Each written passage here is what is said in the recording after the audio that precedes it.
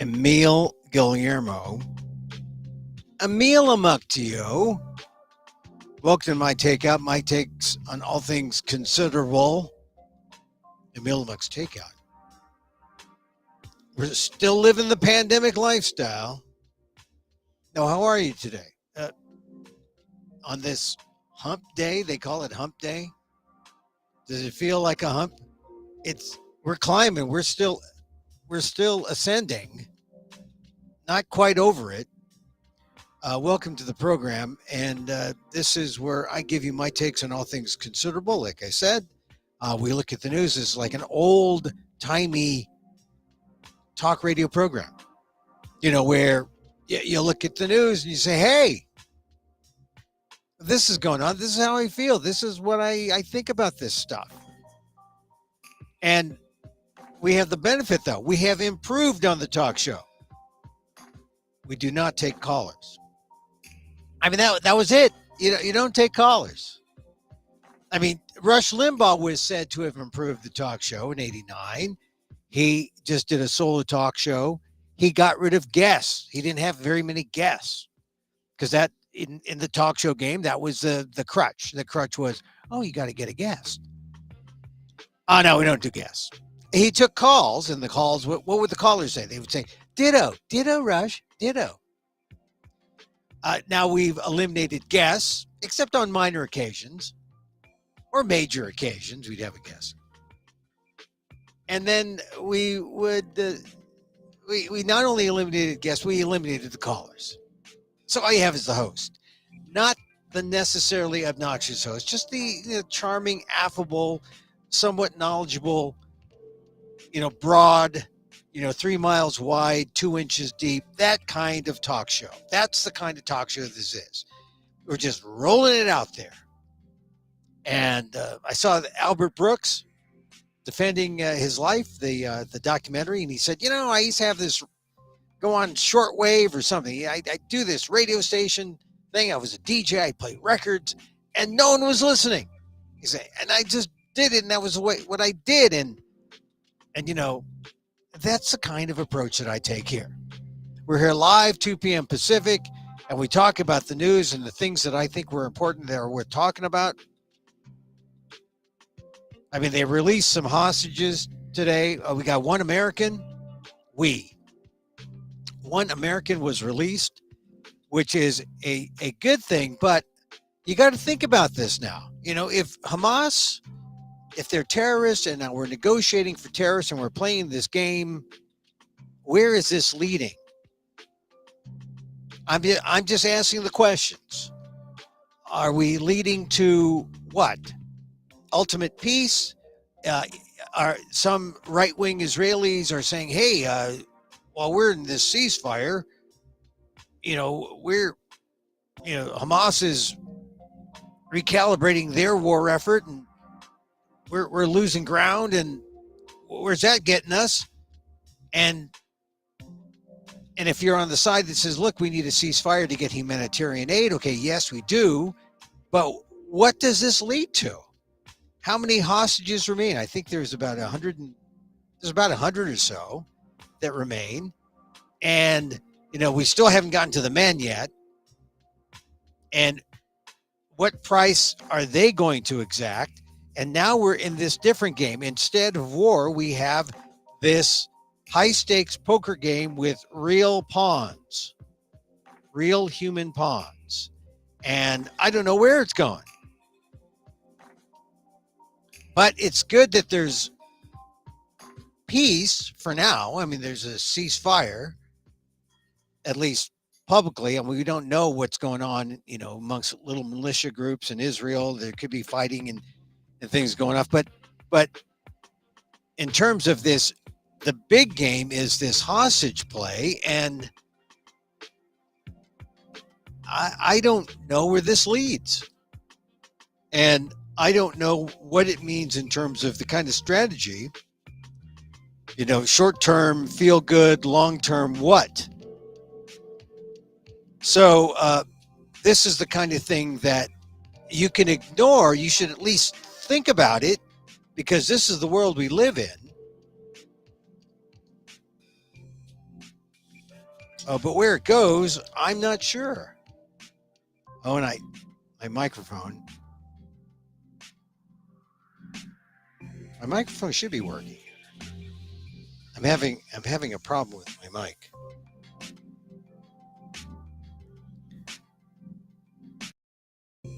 And I hope it works, because I've done everything that I can, and it's not. Well, someone cared. Someone cared enough to say, hey, is your microphone okay? I think it is. I think it is. Anyway, so we're going to try not to talk about Israel and Hamas too much, although it's hard not to, because it is the story, right? It is the thing that has captured us, and we're at a kind of impasse. And we're hoping Secretary of State Blinken, as he goes to, I think he's meeting in Israel today, or I saw the president of Israel on that deal book session of the New York Times. So maybe he's meeting with Blinken here in the U.S. soil. But you always have to have an eye on what's going on there, because you got to be part of it. You can't just ignore it. But I don't know how we get out of this. It's like multi levels of war all at the same time.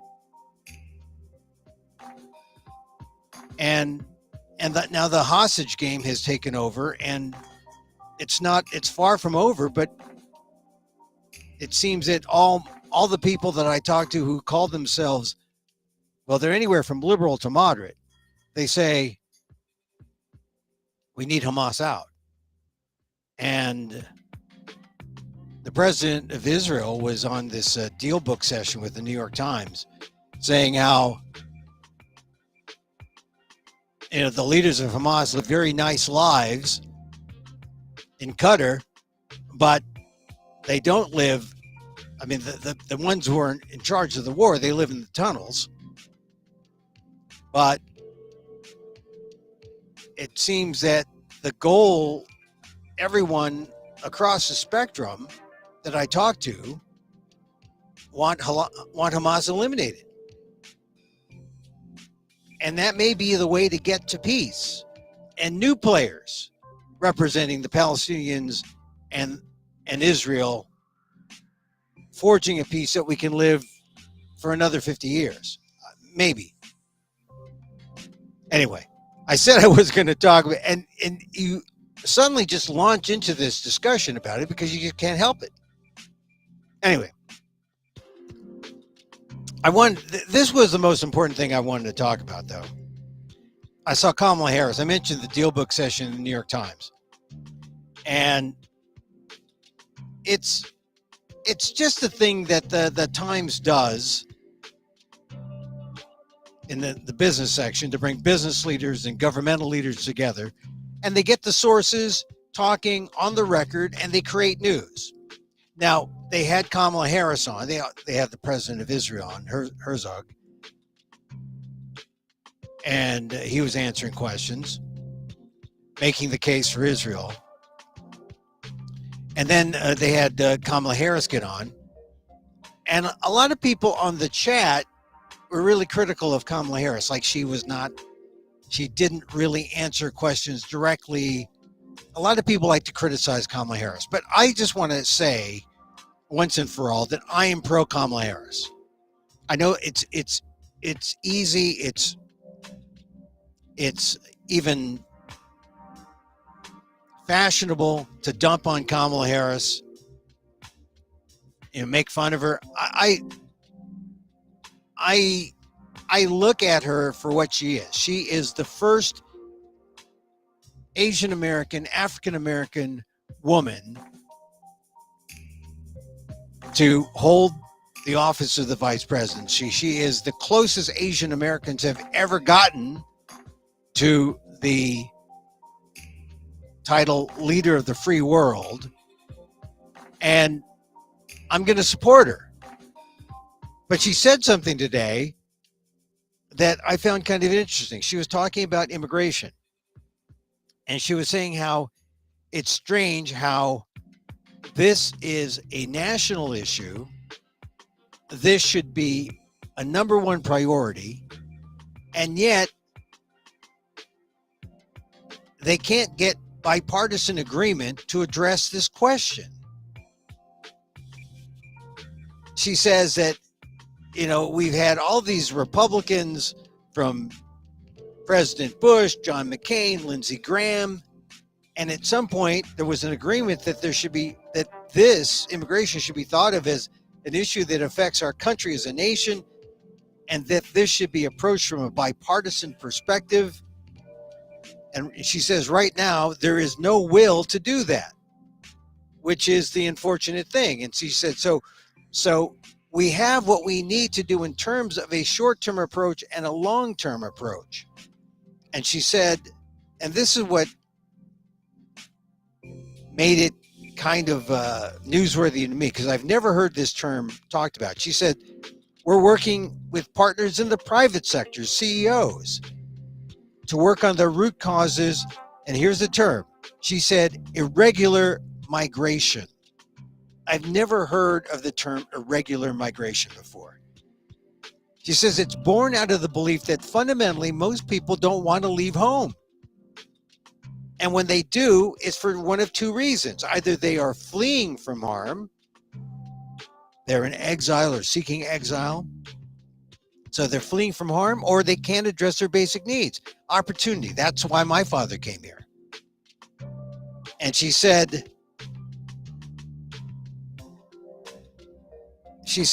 they can't address basic needs if they stay because of the private partnerships that we have established. And she said, this is a way that we can deal with this new phrase I've never heard of, irregular migration. So I guess this is an example of a kind of political doublespeak. If we can't get to a bipartisan agreement using the real term, hey, it's immigration, addressing immigration issues. Well, let's deal with irregular migration and try to get to the answer that way. This is politics. If you keep going down the same road, keep saying the same thing, and you don't get the result you want, then don't call it immigration, call it irregular migration, and this is one thing I don't like, but it's an option. When you go to CEOs and you go to companies and you say, hey, we're trying to deal with this in a bipartisan way. We can't get the Democrats and Republicans together. Maybe we can get the corporates together. And that's troublesome, because then it really makes you realize that our democracy is really out of whack, in terms of needs of a people, needs of a country, and the needs of capitalism.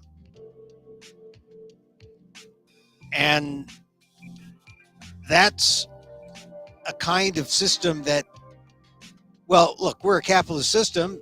Joe Biden likes to brag that he's a capitalist. He's also trying to be fair. But this is democracy.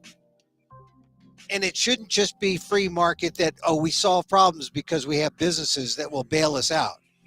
It should be, we are a free country and we vote and we pay taxes and we share this largesse, the national budget, and we dole it out to the right things and we solve our problems that way. It shouldn't be, we solve our problems to the highest bidder, the highest capitalist bidder, a business that needs workers, so they're going to hire these people and take care of the immigration problem that way. We should be able to iron out our differences and create the kind of society we want, instead of, like I said, going out to the highest bidder. Anyway, so when she said irregular migration, that just sort of stopped me cold. I said, wow, Kamala, is that a new phrase? I'd never heard that phrase. You know, we usually have some kind of immigration reform every generation, some kind of reform that makes sense. And really, there have been immigration measures from DACA, DAPA, you know, during the Obama years that we almost had some agreement. And no, they were never passed. I mean, DACA, I believe, is just an executive order and can, you know, and it's caught up in the courts now.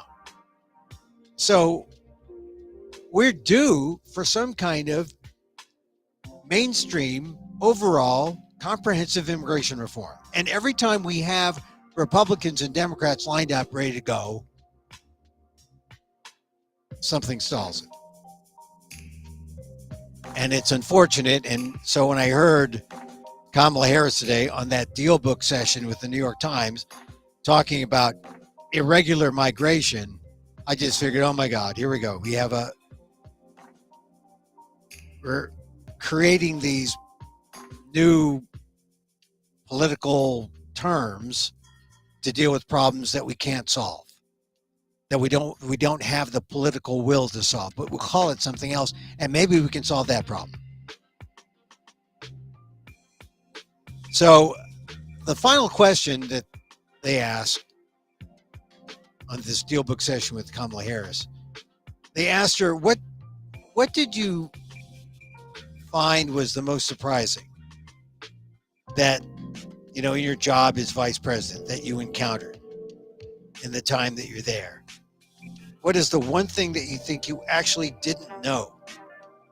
Maybe you even weren't as good at.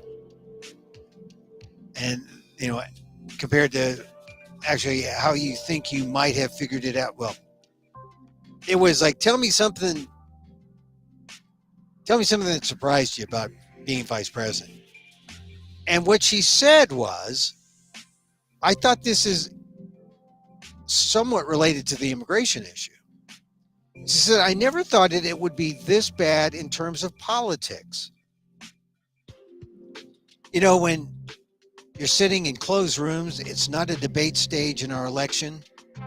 When you're sitting in rooms with elected leaders holding the highest positions in our land, trying to work out solutions, and people might say one thing in the room and then they go out in front of a camera and say a whole other thing. She said, I'm talking about making decisions about what are we going to do to have a security package for Israel and humanitarian aid for Gaza and Ukraine and the border and the Indo-Pacific. We haven't even begun to talk about that. And that is politics getting in the way of everything. This is spoken by a woman who just uttered the term irregular migration as the way that they can get around the obstacles of Republicans to try to talk about solutions, real immigration solution, or real solutions to real immigration problems. And of course, you know, this is how you get the different visas for nurses and for different tech workers. You know, you get the visas that allow people to come work, and then you ship them off. There's a lot of flaws in that system. I mean, let's face it, because of our approach, we have a flawed system in terms of immigration. And the only way that we can deal with it is if we can get together, Republicans, Democrats, all parties, and talk about comprehensive reform. And it looks like, just from what I heard Vice President Harris say today, we're not close. We're not going to get there. Anyway, so that was one important thing I hadn't heard of yet. Here's something I saw reported in Axios today. It said in the one big thing category, Arab American voters could sink Biden. And this is important because I've always done my business in the ethnic media. And one year, as part of the Asian American Journalists Association, we were in Detroit and we had this huge gathering in Dearborn with the Arab American media. And I've always thought that the Arab American media, they know how to serve their community. We had this big party given by the publisher and the editor. It was great. They showed the community, they showed their concern. And this is one of the first times I've seen, I mean, I know it's not the first. I'm sure there have been other times. But here's where the Arab American ethnic press is flexing their muscle. Because according to Axios reporting, Arab American and Muslim American anger over President Biden's handling of the Israel-Hamas war could endanger his reelection in the majority of 2024 swing states. Just the swing states, which happen to have large numbers of Arab American and Muslim American voters. Michigan, Georgia, Arizona, Pennsylvania, and Virginia all have notable pockets of these populations. There aren't reliable statistics on how many are registered voters, but even tiny shifts could be decisive in any of these super tight races, or in these super tight states that Biden won in 2020. It's another case of Biden facing possible defections from heavily Democratic groups that in 2020 helped him take down Donald Trump.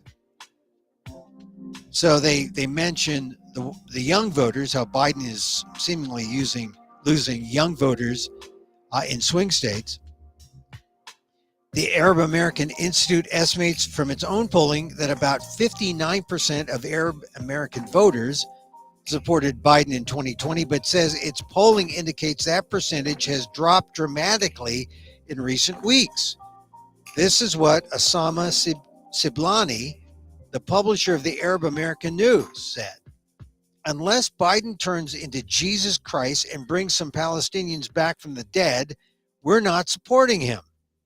And this is from Siblani of the Arab American News publisher. He's the largest and oldest Arab American newspaper in the U.S. based in Dearborn. An Axios review of 2020 results in these crucial states shows that even a sliver of the Arab American and Muslim American votes stay home or defect to Republicans, Biden could be in trouble. Biden won Arizona by 10,500 votes. The Arab American population in the Grand Canyon state is estimated to be at least 55,000. And if they're all of voting age and they all defect, that could be a problem in Arizona. In Michigan, Biden won in 2020 by 154,000 votes. And the population, according to the census of Arab Americans there, is 278,000. So Arab Americans are criticizing Biden. I saw just a top Arab American leader at the beginning of October. I saw him quoted just shaking his head saying, I don't know if we can vote for him. This was back early on in October. Now here we are, the end of November, started December, and it's starting to trickle up to the mainstream, and they're seeing this as a problem for Biden. And I pointed out because if it weren't for the Arab American press, which has, they've done polls that show that ethnic Americans, they like to get their news from the from ethnic media, and it's reliable. And then when I did work with New American Media, New California Media, this was our experience as well. That Asian communities, Latino communities, Black communities, they hold the ethnic press in high regard. That is their outlet for the truth when they could not historically expect it from the mainstream. So interesting now that the Arab American News and its feelings reported in the main, I would call Axios mainstream. They're a little, I mean, they're for the mainstreamers who want their news quick. Anyway, Arab Americans could be a problem for Joe Biden. Also from Axios, this is something you don't hear about too much. I mean, while we're focused on the Middle East and a little bit on Ukraine. In fact, today on the PETA podcast, we dropped a podcast about what PETA was doing in Ukraine to try to help the animals there. Still continues to this day. So those are the two hot points. But so soon after Xi Jinping's visit to the United States last week with APEC, we kind of forgotten that Asia, China, that's an issue too. We don't know what's going to happen there. And Axios has done a story saying that China is testing the U.S. in the Pacific, specifically with the Federated States of Micronesia. Beijing persistently courting one of America's closest partners in the Pacific. Now, nowhere near as close as, say, the Philippines, but the Philippines has been picked on by China lately, and that's going to be a big test. So it seems like China has discovered another group of Asians in that neck of the woods, one of America's closest partners in the Pacific, the Federated States of Micronesia. And China is seen as a kind of sugar daddy, building roads and doing things for it. And Axios is suggesting that Micronesia could be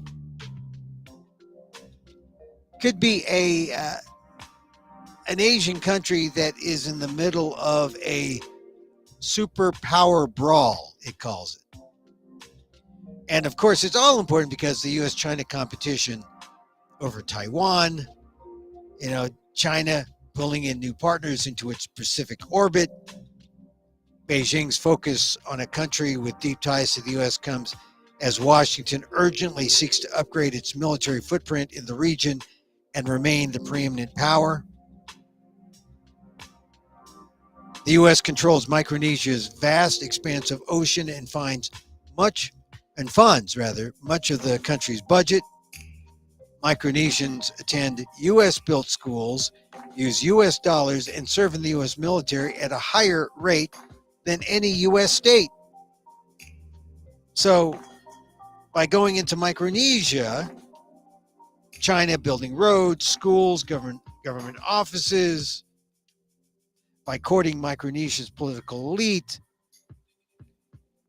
they're really trying to dangle a kind of,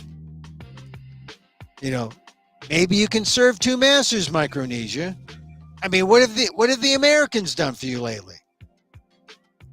Pay close attention to Micronesia. A lot of the Micronesians have gone off to Guam. They settled there. A lot on the West Coast.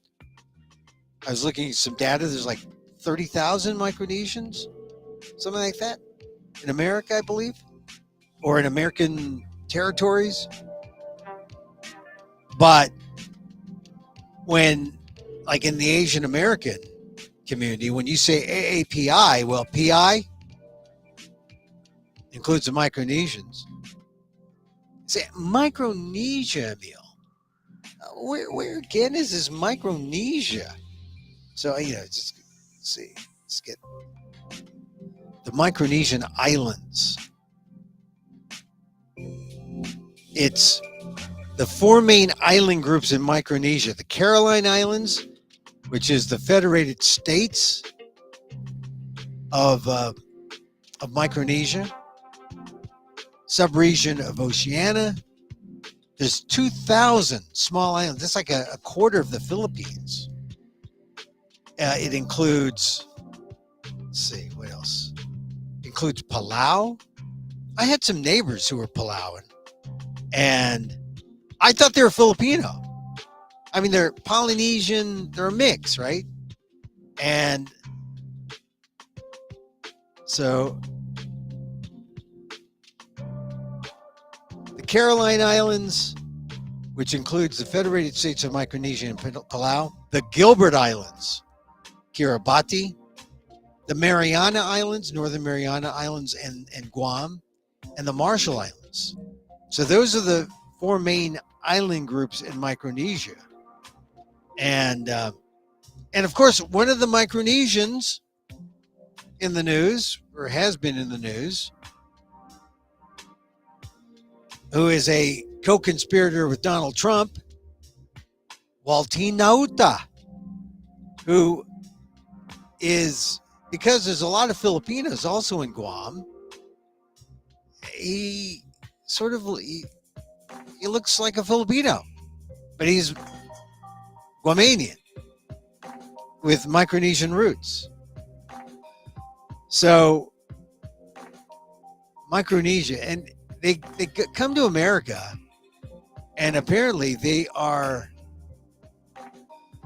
a big concentration of them in Oregon and Southern California. And so watch out. They could be a player, the Micronesians.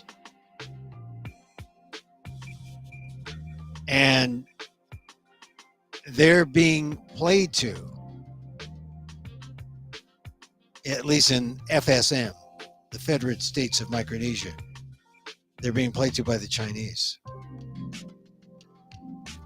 And does anyone notice? Does anyone care? No, but now you've been alerted. There's another set of islands in the West Philippine Sea, down in the South China Sea. The Spratly Islands, which I've talked about a lot, that's a source of contention.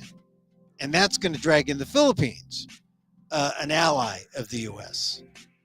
And so all these flashpoints, keep in mind the flashpoints. They're important. All right, a couple other things. I said, I talked about breasts in my on my teas. I got a friend whose daughter's in Paris. She's an artist. And she has a new show opening up in Paris where these large oil paintings where she paints women's breasts. She was inspired when a friend of hers had stage 4 breast cancer, and she began painting pictures of breasts as a way to offer support. And now she has all these paintings, which I find kind of, they're fascinating, not just because I'm a guy and I have a thing for mammary glands. I mean, I don't have a thing for them, an appreciation, but what made me, as I looked at the art, and her name is Yaya Chang Atelier. She's at the Bim Bam Gallery in Paris. But as I thought about the art, I thought about how breasts have always been seen as pornographic, right? I mean, I think there was an old line. I think it was the movie director Sam Peckinpah when he was having a hard time getting out of the X-rated category. And he wasn't pornographic. But he said, you know, you show a breast and it's an X, you cut it off and it's an R. Or I think I'm paraphrasing there, but he was talking about the inconsistencies of American culture and values, where they were aghast when they saw any image of a breast. It was considered obscene, right? And, you know, this talk has existed throughout early 20th century, the 60s, the 70s. Now we're in 2023. Here's a young woman, a young artist in her 30s. She does oil paintings of breasts, and it's not done for prurient reasons, so it's not pornographic. But there, in the old days, in our prudish times, there would be people saying, oh, breast, bad. But here's a new generation of artists who, I mean, oil paintings of breasts, and they're statements of our times, of our culture. It's art. And I guess we can say we can celebrate this and say this is sort of cutting edge now. There's a breast in oil on canvas, and no one is saying, "Oh, that's obscene." Oh, that's. Whereas in the old days there would have been. Maybe this is a tiny area where we allow for the artist's expression, and we say, "Yeah, we get it." The exhibition is called My Breast Friends, a series of oil paintings on canvas depicting the artist's female friends living through moments of transition, of growth, reproduction, illness, fear, challenge, triumph, and change. And I'm looking at some of them, and I think, would you want one of those up on your wall? Anyway, it's at the Bim Bam Gallery in Paris, opening up. And my friend is this one likes to brag about his kids. Here, my daughter has her first art exhibition. I think that's great. But I was struck mostly, like I said, by how we see breasts in these different ways now. I mean, they're not. It's art. We see it as art. We don't see it as, oh, it's X-rated. Back in the 60s, 70s, that would have been like, oh, how dare she defame, the concept, or how dare she put out these images? Oh, and now I guess, hey, this is modern expression. It is art. Congratulations to Yaya Chang. And if you're in Paris, go to the Bim Bam Gallery. All right, one last thing. Last night the Warriors played. They're trying to get out. I mean, there's this gimmick going on in the NBA where they have these in-season tournaments just to make it interesting, because the only time basketball is interesting, really, is in May, April, May, June. You go through the playoffs, you go through the finals. That's when it gets interesting. You put in the time now in October, November, December, January to get the number of games to determine who has the stamina to be a champion, who has the stamina to be in the playoffs. So this first season almost has no meaning in some respects, except to determine who gets to play in the big tournament at the end, where they crown a champion. So they have a beginning stage in-season tournament to get the fans riled up. There's a real competition. The games mean something. You can't just phone it in anymore.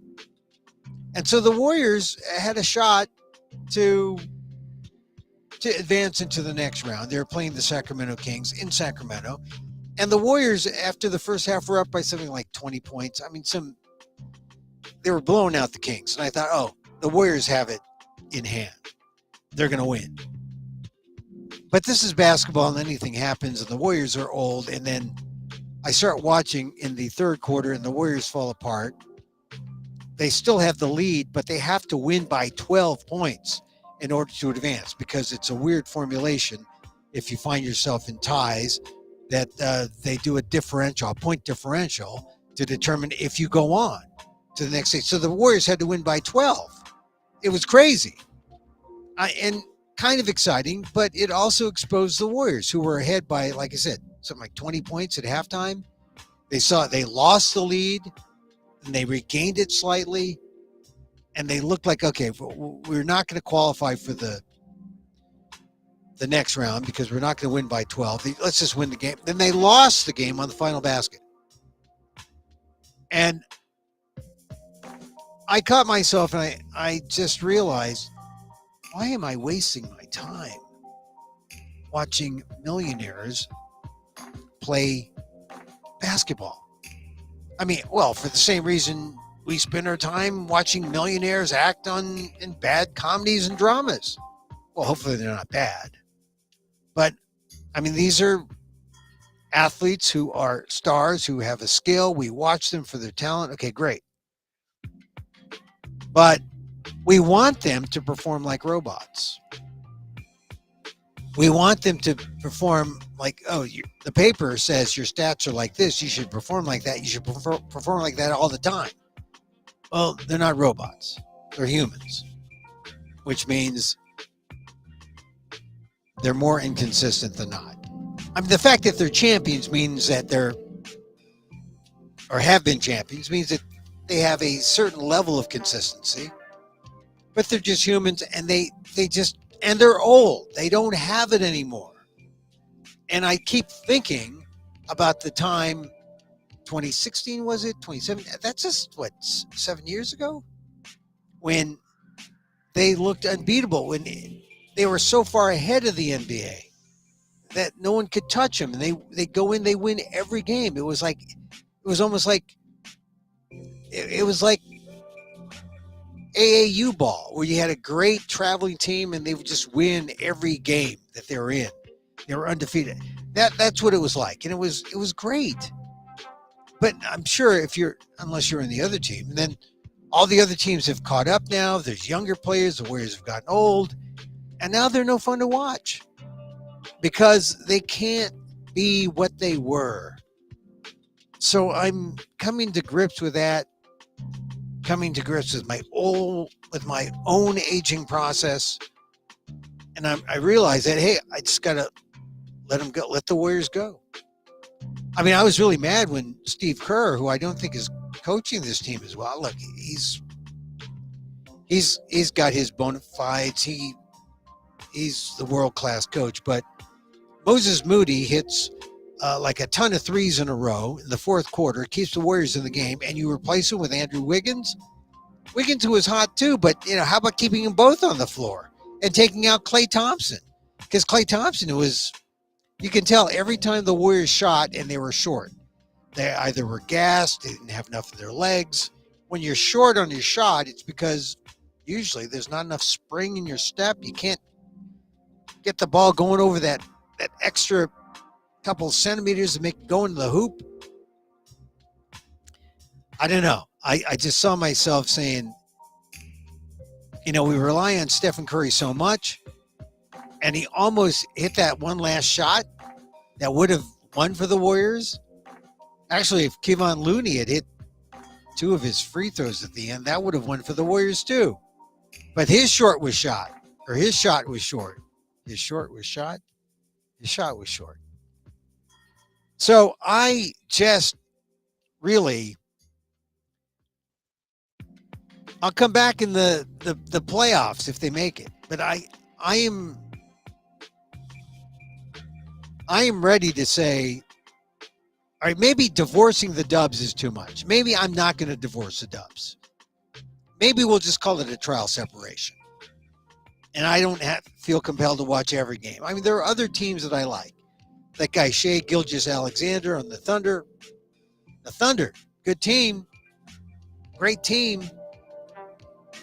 They lost yesterday, too. I don't think they're going on in this in-season tournament. Anyway, the in-season tournament is just a gimmick. But it does help expose some things that are happening to individual teams. And I think now I've realized the Warriors aren't my team anymore. I mean, they were, because I grew up watching the Warriors. I grew up watching Rick Barry and Nate Thurman and going to the Civic Auditorium in San Francisco and watching the Warrior games. And now I can't care that much. There are other things to care about. Whether the Warriors lose a basketball game is not one of those things. Sorry. It's not one of those things. So, all right. I'm either divorcing the Dubs or we're going through a trial separation. They're going to let me root for some other teams every now and then. I like the Sacramento Kings, although they seem like losers a lot of times. It's very hard. These guys aren't machines. They're just athletes. So I'm just going to cool it on sports and read more poetry, I think. Read more Horace, read more. Horace is good. Horace. Read more T.S. Eliot. Eliot's good. Eliot. Poetry. I think that's it. Another godforsaken profession. Divorcing the Dubs. Yeah, I think I just have to. I have to divorce the Dubs. All right, let me tell you, Saturday, if you're not doing anything, Saturday at 2 p.m., Rockridge Library, I will be hosting the Penn Oakland Awards, the 34th annual Penn Oakland Awards. Yeah. And I can't tell you who's winning them. These are literary awards that they scour the entire literary universe, the whole shebang, diversity, so that you don't just get the same old winners. You get these new voices, these people from, some of whom you probably, they tell stories too. And it's at the Rockridge Library in Oakland. Rockridge, place near and dear to my heart. I actually was part of a business in Rockridge. My connection to Oakland. So I'll be emceeing. Ishmael Reed, the writer, probably will be there. Penn Oakland, the Blue Collar Pen. It's an organization of writers, and I'm proud to be emceeing the event. Rockridge Library in Oakland. It's free, 2 p.m. The Penn Oakland Awards, the 34th Penn Oakland Awards. Hope to see you there. All right, that's it for our show today. So you open up the mic, you start talking, and this is what happens. We're here Monday through Friday, 2 p.m. Pacific or thereabouts. Sometimes we play a repeat. This is show 614. Check out show 613, show 612, 611. They're all good. Those are the recent ones that come to mind. You can find them on YouTube at Amok1, YouTube at Amok1, also on Facebook, fb.com/EmilGuillermo.media. Okay, that's it. We talk, then we stop. Oh, and we end by caring about you. A little loving kindness goes a long way. It starts with the love we feel for ourselves, which is important. I just saw a stat saying that the suicide numbers are way up. I mean, that was a surprise. Where was that? Oh, actually, I saw that it was in the Wall Street Journal. I mean, they had a business suicide story. Apple pulls plug on Goldman credit card partnership. Remember they were trying to sell Apple Card, and it was someone at Goldman Sachs came up with a bright idea. Hey, if we hook up with Apple, and people buying Apple, this can't miss. It missed. And now Apple is going to pull the plug in maybe another 12 months, 10 months for your Goldman credit card partnership. And it was really Goldman, right? It's Goldman's deal. But the gloss is withering on Goldman. I mean, can't always be on top. So that's a kind of a business suicide story. But there was another suicide story. This was in the Wall Street Journal. U.S. suicides reached a record high last year. America's mental health crisis drove suicides to a record high number. Nearly 50,000 people in the U.S. lost their lives to suicide in 2022. This is from the National Center for Health Statistics. According to a provisional tally, the agency said the final count would likely be higher than 50,000. The suicide rate of 14.3 deaths per 100,000 people is the highest level since 1941. That's World War II. 14.3 deaths per 100,000. The record reflects broad struggles to help people in mental distress following a pandemic that killed more than 1 million in the U.S., upended the economy, even though people are spending like crazy now, and left many isolated and afraid and talking to microphones in closets. A shortage of healthcare workers, an increasingly toxic illicit drug supply, and the ubiquity of firearms have facilitated the rise in suicides, mental health experts said. Now, isn't that, that's like covers it, right? And that one, this is the power of journalism. The record reflects broad struggles to help people in mental distress following a pandemic that killed more than 1 million, that upended the economy, left people isolated and afraid. Not only that, there's a shortage of people who are healthcare workers, psychologists, psychiatrists who can care for these people, number one. You got an illicit drug supply. So he said, I think someone can sell me some of that thing. Oh, it's cut with fentanyl. And people die or people overdose because these are illicit drugs. I wouldn't recommend the drug way to begin with. But some people swear by that. And then the final straw is the ubiquity of firearms. Well, I have these suicidal thoughts when I have this gun in my hand, and that's modern suicidal logic. So here's something distressing.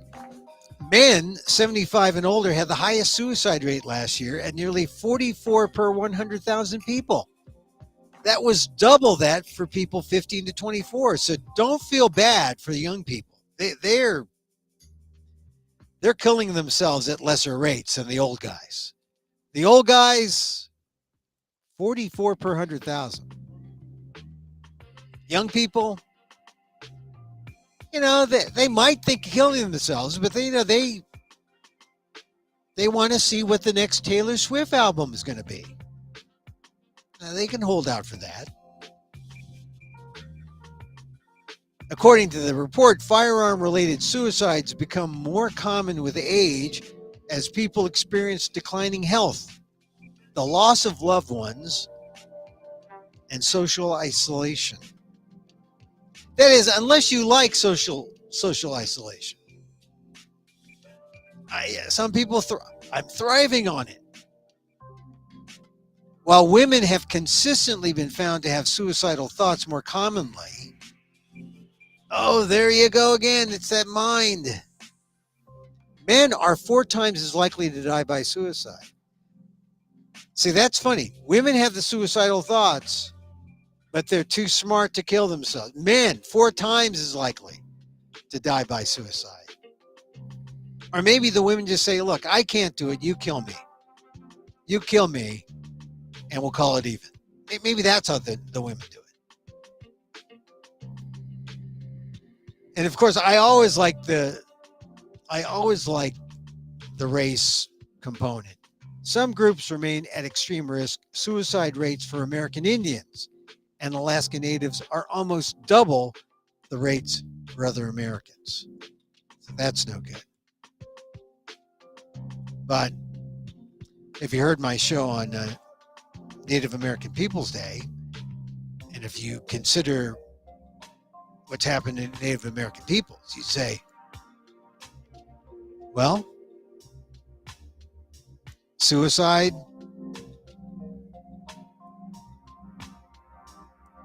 considering the options, I mean, you can see where people might be facing that road. So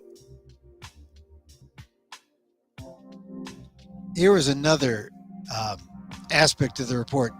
Life expectancy in the U.S. improved to 77.5 years in 2022 from 76.4. So even though we're killing ourselves at a higher rate, our life expectancy is higher. And one of the recommendations, let's see. They have an Asian component. U.S. suicide rates per 100,000 by select race, ethnicity. Yeah. Native American, high 20s, near 30%. Whites in the teens. Black, sub 10%. Hispanic, sub 10%. Asian, sub 10%. So, Black, Hispanics, Asians, we don't want to kill ourselves as much. We got a future. Whites, in the teens. Still, not as bad as the Native Americans who say, shake their head. This is from the National Center for Health Statistics. So, the bottom line, people are feeling worse, said one psychiatrist who is the chief medical officer at Talkspace.